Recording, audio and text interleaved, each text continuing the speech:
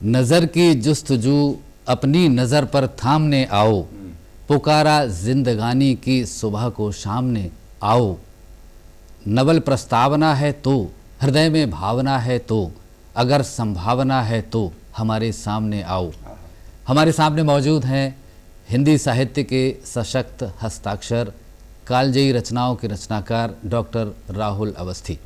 बहुत बहुत स्वागत है डॉक्टर अवस्थी आपका हमारे स्टूडियो में। नमस्कार। चूँकि वर्तमान परिस्थितियां जो हैं वो बड़ी विपरीत कही जा सकती हैं। हमारा देश ही नहीं, पूरा विश्व आज कोरोना जैसी महामारी से जूझ रहा है। ऐसे में साहित्य में बहुत ही कालजयी रचनाओं का सृजन हुआ है। आप जैसे साहित्यकार जिसका प्रतिबिंब इस समय स्क्रीन पर है, कैमरे के सामने है, आपको दर्शक देख रहे हैं, जो बदलाव दिखाई दे रहा है इसके पीछे क्या भावनाएं हैं, क्या परिस्थितियां हैं, क्या बताना चाहेंगे हमारे दर्शकों के लिए? धन्यवाद मुकेश जी। सबसे पहले तो अभिनंदन इस बात का कि ऐसे विषय पर आपने चर्चा करने के लिए मुझे आमंत्रित किया। दूसरी चीज़ यह है कि जो आपका प्रश्न है, आपके प्रश्न में कई चीज़ें एक साथ छिपी हुई हैं, लेकिन इनका उत्तर एक है और इनका उत्तर सिर्फ एक यह है कि इसके जिम्मेदार, इसके उत्तरदायी हम स्वयं हैं। मनुष्य जिस दिन मनुष्य होना छोड़ देता है, जिस दिन से उसके मनुष्य होने में कमी आने लगती है, उस दिन से दुनिया में इस प्रकार की दिक्कतें पैदा होती हैं, मुश्किलें आती हैं, व्यवरोध आते हैं, अवरोध आते हैं। ये महामारियां कोई ऊपर की ही देन नहीं है जिसे हम दैवी आपदा कह देते हैं। इन महामारियों के पीछे भी कहीं ना कहीं वह पक्ष हमारा है जो कोताहियों का है, जो हमारी कमियों का है, जो हमारी बेईमानियों का है, और वह पक्ष जो हमारी स्वार्थ वृत्तियों का है, लिप्साओं का है। हमने लिप्साओं के वश होकर कुछ ऐसा किया है जो इंसानियत के पक्ष को खंडित कर। डॉक्टर राहुल अवस्थी, एक चित्र है हमारे पास आपका, और इस चित्र में आप बहुत ही स्मार्ट दिख रहे हैं, लेकिन वर्तमान में जो आपकी तस्वीर दिखाई दे रही है, आज की तारीख में जो आपकी तस्वीर है टीवी स्क्रीन पर दिखाई दे रही है, वो कुछ अलग ही अनुभूति प्रदान कर रही है। शायद ये कोरोना की एक छोटी सी परिभाषा कही जा सकती है। हाँ मुकेश जी, ये आप बड़ा सही मुद्दे की खोज करने वाले हो गए। हाँ, ये बात सही है। मेरा कार्य या मेरा कार्यस्थल इस बात की अनुमति नहीं देता कि मैं विचित्र वेशभूषा में रहूं। चूँकि मैं कार्य से एक शिक्षक हूं, एक आचार्य हूं, और लेखन की दृष्टि से मैं उस क्षेत्र में जीता हूं जहां रोज आना जाना लगा रहता है। तो आपने अब तक निश्चित तौर पर देखा होगा कि मेरा चेहरा, मेरा रूप, मेरा वेश हमेशा सुकुमार रहा है। लेकिन जिस कोरोना की आपने चर्चा की ना, ये कहीं ना कहीं उसकी देन है। जिस वक्त यह घटना प्रारंभ हुई, उस वक्त देश में बहुत सारे लोगों ने इस आपदा को गंभीरता से लिया, लेकिन मैंने उसी दौरान सोशल मीडिया पर कुछ लोगों को इस महामारी को इतने हल्के में लेते देखा और इसके साथ इस प्रकार की बातें प्रसारित करते हुए देखा कि जो कहीं ना कहीं मन को हमारे परेशान करती थी। कुछ लोगों ने कहा कि जल्दी से खुलना चाहिए, ये कोरोना नहीं, लॉकडाउन नहीं खुलेगा तो हर घर से मतंग मुनि निकलेंगे, ये निकलेंगे, वो निकलेंगे। ये सिर्फ वही लोग कह रहे थे जो इस आपदा की, इस महामारी की विभीषिका को नहीं समझ रहे थे। तो मैंने सोचा कि एक प्रमाण दे ही दिया जाए इन लोगों को। तो उस दौरान नवरात्र प्रारंभ हुआ था और नवरात्र के बाद मैंने अब तक पूरी प्राकृतिक जीवन शैली को अपनाया, और आज मैं इस दृष्टि, जो आपकी दृष्टि मुझ पर पड़ रही है, मेरी दाढ़ी पर पड़ रही है, मेरे बालों पर पड़ रही है, एक अजीब सा चेहरा आपको लग रहा है जो कभी किसी ने नहीं देखा है, और वास्तव में मेरी ये पहचान भी नहीं थी, वो आपको दिख रहा है। तो केवल इस कारण दिख रहा है कि जिन लोगों ने इस आपदा पर तमाम तरह के व्यंग्य किए थे। मैं एक बार विशेष तौर पर दूरदर्शन के माध्यम से, आपके केंद्र के माध्यम से लोगों से यह कहना चाहूँगा कि अपनी जिंदगी में कभी वह कार्य मत कीजिए जो अनुचित है, और विशेषकर तब जब समय संवेदनशील हो। न जाने कौन किस चुनौती को ग्रहण कर ले। इस महामारी के दौरान मैंने उन लोगों को भी देखा है जिन्होंने तन मन धन से लोगों की सेवा की है, लेकिन मैंने उन लोगों को भी देखा है जो सरकार के किसी भी नियम को फॉलो नहीं कर रहे थे। मैं जहां रहता हूं वहां ही मैं आपको उदाहरण दे सकता हूं, ऊपर से देखता था, बड़ी कटु भाषा प्रयोग करना चाहता था, लेकिन मुझे अनुमति नहीं देता है ये लेंस जिसके माध्यम से मेरी बातें आप सब तक जा रही हैं। लोगों ने जिस ढंग से सड़क पर खड़े रह करके अपनी बेशर्मी का, अपनी बेहयाई का और अपनी बेहूदगी का परिचय दिया है, वह कहीं से यह नहीं लगता कि हम इंसान हैं। हम में से बहुत लोग ऐसे भी थे जो बाहर पड़े हुए लोगों को कपड़े देने जाते हैं, और आप उस अवस्था में बाहर निकल करके खड़े होते हैं और इस महामारी को एक हवा में उड़ा देना चाहते हैं, इसको गंभीरता से नहीं लेना चाहते हैं। ऐसा लगता है कि जैसे आप मनुष्य हैं ही नहीं। हमें मनुष्य होना होगा। वो किसी ने कहा था कि ये महामारी जो आई है ये हमको बहुत कुछ सिखा के जाएगी। कुछ नहीं सीखा है हमने। केवल उन्हीं लोगों ने सीखा है जिन्होंने इस महामारी को मनुष्यता की दृष्टि से देखा है। न स्वाइन से, इबोले से, कोरोना से मरेंगे हम। न स्वाइन से, इबोले से, कोरोना से मरेंगे हम, मगर इंसान के इंसान न होने से मरेंगे हम। क्या बात है। न स्वाइन से, कोरोना से, इबोले से मरेंगे हम। न स्वाइन से, इबोले से, कोरोना से मरेंगे हम, मगर इंसान के इंसान न होने से मरेंगे हम। भला औकात क्या दुश्मन की, आकर छेड़ दे हमको। जमीन में जहर अपने आप बोने से मरेंगे हम। वाह। हमने क्यों नहीं सीखा? यह वह दौर था जब हमको अतीव संवेदनशीलता का परिचय देना चाहिए था। लगभग 100 वर्ष के बाद कोई न कोई महामारी मनुष्य और मनुष्यता पर आक्रमण करती है। इतिहास रहा है, उठा करके देख लीजिए। लेकिन हमने क्या सीखा? हम पूरी दुनिया को यह बताना चाहते थे कि हम अपने सरकार के बनाए हुए नियमों का पालन नहीं करेंगे। ठीक है, आप सरकार के नियमों का पालन मत कीजिए, लेकिन आत्मा के बनाए हुए नियमों का पालन कीजिए जो आपको इंसान करता है। और यह दुख है कि हम में से एक बड़ा वर्ग इंसान बने रहने में अनुत्तीर्ण हो गया। वाकई में परिस्थितियां विपरीत हैं और ऐसे में हमारी गलतियां ही हमें सजा दिलवाएंगी।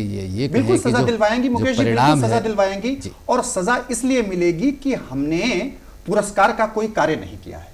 सजा हमारा नकारात्मक पुरस्कार है, और यह नकारात्मक पुरस्कार हमें इसलिए मिल के रहेगा कि हमने ना तो अपने को देखा, न हमने सामने वाले को देखा, न हम अपने समाज को देखा, न हमने देश को देखा। आवश्यकता इस बात की है कि आप अपने साथ अपने समाज, अपने देश को भी देखिए। जब तक आप उसे नहीं देखेंगे तब तक आपका अस्तित्व इसलिए सुरक्षित नहीं है कि आप अपने देश और समाज के एक अंग हैं। अगर 130 करोड़ हैं तो 130 करोड़ आपके लिए महत्वपूर्ण हैं, लेकिन इसमें यह बात भी मान के चलिए कि 1/130 करोड़ आप भी हैं। आप अपनी जिम्मेदारी को संभालिए, 130 करोड़ लोग अपनी जिम्मेदारी को संभालने लगेंगे। अपनी सुरक्षा के लिए हम स्वयं जिम्मेदार हैं। अच्छा डॉक्टर अवस्थी, अच्छा खासा समय आपको भी मिला होगा इस लॉकडाउन के दौरान। बहुत अच्छा समय मिला। मैं तो 3 महीने से पूरा एकांतवास कर रहा हूं और मैं किसी भी अनावश्यक कार्य से नीचे नहीं गया। मैं आजकल जो व्यवस्था चल गई है फ्लैट की, तो मैं एक फ्लैट में रहता हूं, 3री मंजिल पर है, ठीक उसके नीचे बैंक है। मैं दिन भर देखता था कि तहलका मचा रहता था, कभी गार्ड बाहर, कभी लाइन लगाने वाले बाहर। वो जो सरकार की व्यवस्थाएं, जो उसको पैसा लेना है वो तो लेगा। इन सब परिस्थितियों में कोई ना कोई साहित्य आपने जरूर रचा होगा। साहित्य तो, हालांकि साहित्य का अर्थ ही है हित के लिए जी, हितकारी, लेकिन मुझे लग रहा था कि कुछ हित हो नहीं रहा है। तमाम बार शब्द बेमानी हो जाते हैं, और जब शब्द बेमानी हो जाते हैं कम से कम एक रचनाकार के लिए, तब उसके भीतर से एक क्षोभ, एक आक्रोश प्रकट होता है। मैंने उस दौरान सिर्फ ये काम किया कि एक श्रृंखला लिखनी प्रारंभ की, अलग अलग दृष्टियों से, अलग अलग कोणों से, सारसकुओं पे। उसमें काफ़ी कुछ मैटर पूरा हो चुका है, और ये कहा जाए कि वह पुस्तक कोरोना से संबंधित जो है वह पूरी हो चुकी है। और उसी दौर से लेकर के अब तक जो हमारे सामने ये एक संकट आकर के खड़ा हो गया, दुनिया के तमाम दृष्टिकोण हैं कि ये कोरोना कैसे आया, कहाँ से आया, इस पर अभी चर्चा चलेगी। और निश्चित तौर पर अगर यह महामारी मानव जनित है, मानव निर्मित है, मानव द्वारा उत्पादित है, तो उसे दंड मिलना चाहिए। वह चाहे व्यक्ति हो और चाहे वह देश हो। और अगर यह महामारी चली भी जाती है तो भी आपको सिखा करके जाएगी, और अगर आप नहीं सीखेंगे तो समझ लीजिए कि आने वाले वक्त में इससे भी बड़े खतरे के लिए तैयार रहिए। रचनाकार सिर्फ रचना कर सकता है, रचनात्मक दृष्टि से आपके पास कोई चीज ला सकता है। अभी मैं आपको बहुत अच्छी जानकारी दे दूं कि इसी कोरोना काल में हम जैसे लोगों ने जो अपनी पुस्तकें पूरी की वो तो पूरी की ही हैं, कोरोना पर केंद्रित एक विशेष उपन्यास प्रकाशित हो चुका है। बनारस की एक लेखिका हैं, मैं नाम भी ले सकता हूं अगर इसकी अनुमति हो, नीरजा माधव जी, उनका एक उपन्यास भी इसी पर आ गया है। इस पर बहुत सारे केंद्रित काव्य संकलन भी आएंगे, संग्रह भी आएंगे, लेकिन इससे होने वाला कुछ नहीं है। सीधी सीधी लड़ाई में तो आपको उतर करके आना पड़ेगा। ये आपके लिए प्रेरक हो सकते हैं, आपको सिखाने वाली चीजें हो सकती हैं, लेकिन जब आमने सामने की जंग होगी तो आपको या तो शौर्य का प्रदर्शन करना पड़ेगा, युद्ध भूमि में आकर के खुल करके लड़ना पड़ेगा। लेकिन यहां पर खुल करके लड़ने की का मतलब यह नहीं है कि आकर के जो कोरोना से संक्रमित है उसी से आप चिपट जाइए। कृष्ण के जीवन की एक घटना है कि जब वो एक युद्ध हारने लगे, एक लड़ाई हारने लगे, एक मल्ल हारने लगे, तब वो वहां से निकल लिए, भाग लिए, क्योंकि उन्हें उस लड़ाई को जीतना था। और केवल इस घटना के कारण कृष्ण रणछोड़ कहलाए, उनका नाम रणछोड़ हुआ। लेकिन आज कृष्ण के व्यक्तित्व को आप आंकते हैं कि वो केवल वंशी बजाते हैं। हमारे यहाँ के लोगों ने कृष्ण को नचनिया बना करके रख दिया। हमारे यहाँ के कृष्ण को, जो एक वीर थे, जो शूर थे, जो एक बहुत बड़े प्रबंधक थे, जिन्होंने इस भारत को इस 5000 साल पहले, 5200 साल पहले ऑपरेशन फ्लड दिया। ऑपरेशन फ्लड जो जिसकी बात आज हम करते हैं, ऑपरेशन फ्लड 5200 साल पहले कृष्ण ने प्रारंभ कर दिया था। उसका प्रभाव आज तक बना हुआ है। देश के सारे जो शोषित थे, वंचित थे, दलित थे, पीड़ित थे, जो बाहर पड़े हुए थे या जंगली जातियां थी, उनको एकत्र किया। ऐसी स्थितियों में जब दैन्य की स्थितियां थी, और सबको एकत्र करके एक काम में लगा दिया। तो क्यों नहीं हम उनके व्यक्तित्व से प्रेरणा लेकर के इस महामारी में आत्मनिर्भरता के किसी ऐसे अंग को या उपांग को या आयाम को प्रकट कर सकते हैं, स्वयं को मजबूत बना सकते हैं, या कुछ ऐसा कर सकते हैं जिनको आजकल स्टार्टअप कहा जाता है, या बहुत सारी ऐसी योजनाएं हैं जो सरकार की ओर से प्रारंभ हो रही हैं। तो उसी कृष्ण के व्यक्तित्व से हमको प्रेरणा लेते हुए इस तरह की योजनाओं में भागीदार होना पड़ेगा या अपनी ओर से प्रारंभ करना पड़ेगा। सबसे पहले बात तो हमें अपनी ओर से, अपने मन से यह बात निकालनी पड़ेगी कि कोई व्यक्ति जो आपके सामने है उसका एक ही पक्ष है। अगर उसका नकारात्मक पक्ष आपको दिख रहा है तो उसका सकारात्मक पक्ष भी देखिए। हमारे प्रधानमंत्री जी कहते हैं कि आपदा में अवसर। ये सच है कि जब तक मुश्किलें नहीं आती हैं, जब तक समस्याएं नहीं आती हैं, तब तक हम समाधान की ओर अग्रसर ही नहीं होते हैं। बिल्कुल, जब समस्या आएगी तभी हम समाधान की ओर अग्रसर होंगे। महामारी आई है तो इसका भी तोड़ निकाला जाएगा। जो समस्या आई, जो बीमारी आई, हमने उसका तोड़ निकाला, उसका टीका तैयार किया, वैक्सीन तैयार किया, उसकी दवाएं तैयार की।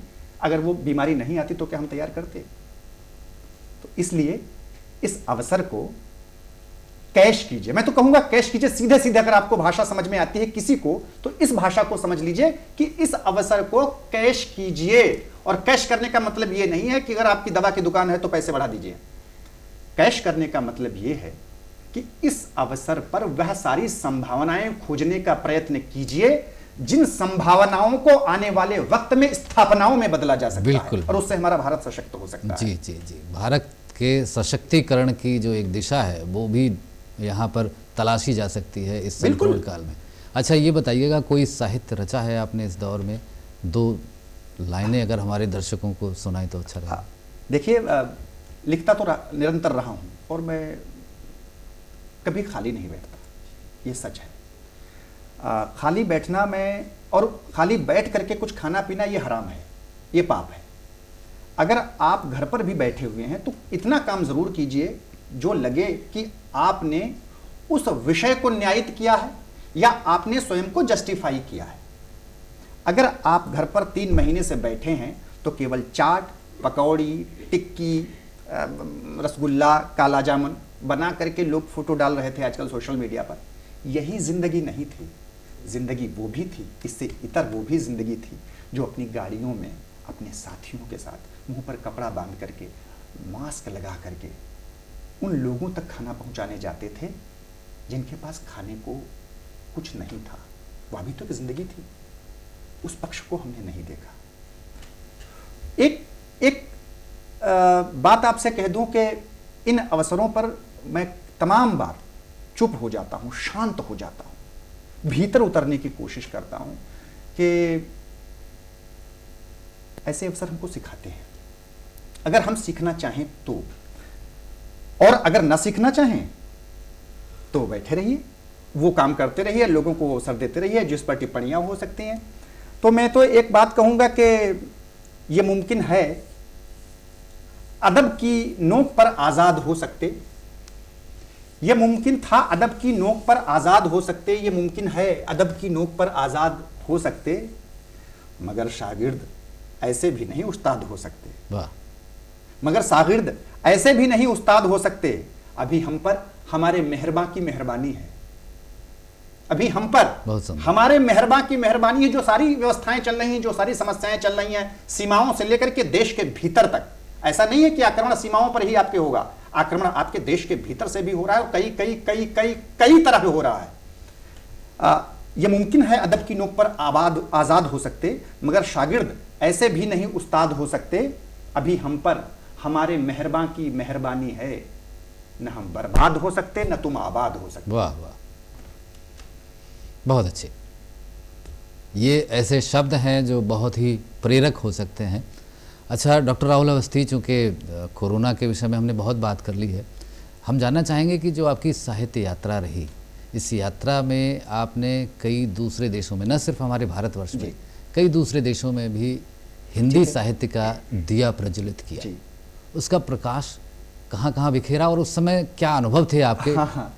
हमें ये बताइएगा कि हिंदी की जो स्थिति, आज साहित्य की जो स्थिति हमारे देश में है, बाकी के जो देश हैं जी, जो गैर हिंदी भाषी देश हैं, वहाँ हमारी हिंदी की क्या स्थिति है? बहुत आपने मौजूद प्रश्न किया है, ज्वलंत प्रश्न है, और ये तब और ज्वलंत हो जाता है कि जब चारों ओर हल्ला मचा हुआ हो कि हिंदी विषय में हमारे लाखों में बच्चे फेल हो गए, अनुत्तीर्ण हो गए। उसका कारण यह है कि हम चोर हैं, उसका कारण यह है कि हम अपने विषयों के प्रति और अपनी जिम्मेदारियों के प्रति गद्दार हैं। हम अपनी जिम्मेदारी से बचना चाहते हैं। मैं एक हिंदी का शिक्षक होने के नाते और हिंदी का रचनाकार होने के नाते आपको सच बताना चाहूँगा, हालांकि दूरदर्शन की एक परंपरा है कि बहुत शालीन विषयों पर हम लोग बात करते हैं और बहुत शालीन तरह बात करते हैं, किंतु जब समय विषम हो तो भाषा भी विषम हो जाती है। मैं आपको सच बताता हूं कि जिस दिन मैं सही ढंग से अपनी कक्षा में न पढ़ा पाऊं, उस दिन मुझे लगता है कि मैंने गद्दारी की। मेरा मन कचोटता है। मुझे 3 या 4 पीरियड पढ़ाने होते हैं तो मैं 3 और 4 पीरियड पूरी निष्ठा से पढ़ाने का प्रयत्न करता हूं। मेरा मन ये होता है, मेरी उपलब्धि वो होती है कि जब मैं कक्षा से निकल करके आऊं तो मेरे पीछे मेरे बच्चे चलते हुए आए, और अगर मैं अपनी कक्षा में लेट हो जाऊं तो बच्चे मुझे बुलाने आए, 1 मिनट की देरी ना होने दें, वो मेरे पास खड़े आकर के खड़े हो जाएं कि आप क्लास में चलिए सर। सोचिए, एक दिन मुझसे गलती होती है तो मेरा मन, अगर मैं भरपूर नहीं पढ़ा पाता हूं, भरपूर पढ़ाने का मतलब भरपूर, पूरे आनंद के साथ, उनकी सोचिए, इस कैमरे के सामने मैं बोल रहा हूं, उन लोगों की सोचिए जिन लोगों ने अपनी जिंदगी का एक लंबा वक्त आचार्य रहते हुए बिता दिया और वो कक्षा में नहीं आए। उन शिक्षकों से पूछिए, हिंदी के लोगों से पूछिए कि आपने अपने बच्चों को क्या पढ़ाया जो इतने बच्चे फेल हो गए। उन शिक्षकों से पूछिए, हिंदी के लोगों से पूछिए कि उनको कक्षा में और कक्षा में अंतर क्यों नहीं अभी तक आया। जब हम अपने बच्चों पर उंगली उठाते हैं तो हमारी भी उंगलियां हमारे ओर उठेंगी। 8 लाख बच्चे ऐसे नहीं फेल हुए हैं, उसके पीछे बहुत सारे कारण हैं, क्योंकि अभिभावक केवल पैकेज की बात कर रहे हैं, वो स्मार्ट की बात करते हैं ना। हम स्मार्ट से मार्ट के दौर में आ गए, हम बाजारवाद के दौर में आ गए हैं। हमने कभी ये नहीं सोचा कि हमारी भाषा अगर कमजोर हो जाएगी तो हम भी कमजोर हो जाएंगे, क्योंकि व्यक्ति है तो अभिव्यक्ति है, और अभिव्यक्ति है इससे पता चलता है कि व्यक्ति है। हमने अपनी अभिव्यक्ति के माध्यम को इतना कमजोर कर दिया उसे इतना कमजोर मान लिया कि हमने उस पर ध्यान देने की कोई कोशिश ही नहीं की, कोई प्रयास ही नहीं किया। दूसरी बात, हमने अपनी भाषा को रोजगार का साधन क्यों नहीं बनाया? तमाम लोग ऐसे प्रश्न उठाते हैं, लेकिन प्रश्न यह है कि इतने लंबे कालखंड में किसी ने इस बात को नहीं सोचा। अभिमन्यु चक्रव्यूह का अंतिम द्वार इसलिए नहीं तोड़ सके कि उनको वह कला नहीं आती थी, वो विद्या नहीं आती थी, उन्होंने गर्भ में वह विद्या सीख ली थी। लेकिन प्रश्न यह भी है कि अर्जुन को पूरी जीवन में, पूरी जिंदगी में इतना समय नहीं मिल पाया कि अपने बच्चे को उन रहस्यों से परिचित करा सकें। तो उसी गलती हम पर भी है, अभिभावक पर भी है। और अभिभावक पर गलती इसलिए है क्योंकि वह बच्चे को अपनी दृष्टि में नहीं रखना चाहता, वो बच्चे को रखना चाहता है पैकेज के पलड़े पर। शिक्षक शिष्य को अपनी दृष्टि में इसलिए नहीं रखता, कक्षा को इसलिए दृष्टि में नहीं रखता कि उसकी दृष्टि अपनी सैलरी पर होती है। हम इसलिए गिरते जा रहे हैं। यह नुकसान आने वाले वक्त में और हमको झेलना पड़ेगा। और सबसे बड़ी बात ये कि अगर बच्चे ने कुछ अच्छा किया है, हिंदी में अच्छा किया है, अपनी भाषा में अच्छा किया है, तो हमने उसे प्रोत्साहित नहीं किया। हमारा बच्चा 69 नहीं जानता है, 69 बोला कीजिए। हमारा बच्चा 79 नहीं जानता है, 79 बोला कीजिए। हमारा बच्चा 89 नहीं जानता है, 89 बोला कीजिए। आप यह सोचिए कि यह कह के हम आरोप किस पर लगा रहे हैं? पहले यह बताइए। हम अपने पर आरोप लगा रहे हैं, अपने को कटघरे में खड़ा कर रहे हैं। विदेशों में हमारी हिंदी की स्थिति हमसे बेहतर है। मैं सबसे पहले जब शिल्पाकर यूनिवर्सिटी गया, थाईलैंड में है, उसमें भारतीय विद्याओं के अध्ययन के लिए एक विशेष केंद्र है। आश्चर्य करेंगे जितने ये दर्शक मेरे सामने हैं, दूरदर्शन के माध्यम से ये बात पहुंचाना चाहता हूं। वहां लैब है। हमारे यहां इस क्षेत्र में भाषा विज्ञान पढ़ाने की सुविधा आज तक नहीं है, लेकिन उस हिंदीतर देश में हिंदी की लिपि पर, संस्कृत की लिपि पर, संस्कृत पर विशेष कार्य चल रहा है। चोगा पहने हुए लामा, और जिसे कहते हैं, जिसको आप मुनिवेश या ऋषिवेश कहते हैं या लामा का वेश कहते हैं, वे लोग प्रयोगशालाओं में बैठे हुए कंप्यूटर पर लिपि को अपडेट कर रहे हैं कि कहीं यह शब्द पाली का, प्राकृत का, अपभ्रंश का, अवहट्ट का या संस्कृत का या हिंदी का उनके यहां गलत प्रिंट ना हो जाए, कि उसका गलत उच्चारण ना होने लगे। मैंने अपनी आंखों से देखा है, उस विश्वविद्यालय में देखा है। तो वे हमसे बेहतर हैं। ऐसे ही मैं जब हांगकांग गया, वहां भी मैंने ये स्थितियां देखी। वहां हमारे गीत सुने जाते हैं, हमारी वार्ताओं पे वे खूब चर्चा करते हैं, खूब रस लेते हैं, खूब। अभी एक छोटा सा देश है मकाऊ, वहां गया जी। वहां देखा कि आपके यहाँ के बहुत सारे लोग हैं और धड़ल्ले से वे लोग हिंदी सीखते हैं, बोलते हैं और हमसे बेहतर हिंदी बोलते हैं। मुझे याद है कि हांगकांग में एक सेमिनार चल रहा था, संगोष्ठी चल रही थी, और वहां पर चीन से एक मैडम आई हुई थी। अपने यहाँ की भाषा में अगर उनका उच्चारण किया जाए, वहां तो उनके कार्ड पर ट्यान कीपिंग छपा हुआ था, मुझे याद आ रहा है, थ्यान खिफिंग अगर ये उच्चारण किया जाए तो उनके नाम का सही उच्चारण ये होना चाहिए। उन्होंने इतनी शानदार, शालीन, धारा प्रवाह और सुंदर हिंदी बोली कि हम भारतीयों ने खड़े होकर के उनके लिए तालियां बजाई। नकारात्मक सिर्फ हमारी दृष्टि है कि हमारी हिंदी को गहरे से नहीं लिया जाता, यानी वे हमसे बेहतर लेते हैं। यानी दूसरे देशों में हिंदी की शाख बढ़ी है, लोग हिंदी पर अनुसंधान कर रहे हैं और बढ़ेगी साहब जी। हिंदी केवल आपकी भाषा नहीं है। हिंदी को वे लोग अपना रहे हैं जो जानते हैं कि हिंदी में बाजार उपलब्ध है, हमको अपना उत्पाद बेचना है, और अगर उनको अपना उत्पाद बेचना है, भारत को बाजार के रूप में प्रयोग करना है, तो उनको हमारी भाषा सीखनी पड़ेगी और इसके लिए अवसर हमें तैयार करने पड़ेंगे।